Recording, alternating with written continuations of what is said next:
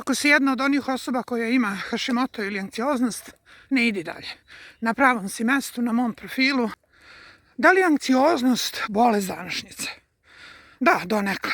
I nije u tvojoj glavi. U tvom telu je i u tvojoj duši. Znaš, nekad se pitam kako smo došli do toga da je normalno da sve stignemo po kući, da budemo nasmejane, produktivne, a iznutra rastrzane. Danas ti je anksioznost postala svakodnevica. Sve što živimo u vremenu kad se nestaje. Kad od ranog jutra moraš da funkcionišeš na maks, čak i kad ti srce lupa bez razloga, a glava ne može da se smiri.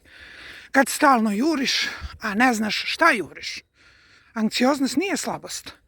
To je odgovor tela koji više ne može da nosi toliki teret i pritisak.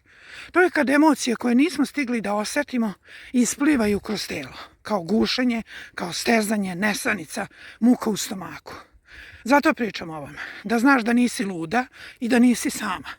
Samo si osetila sve što nisi smela da pokažeš. I to je u redu. Diši. Tu sam.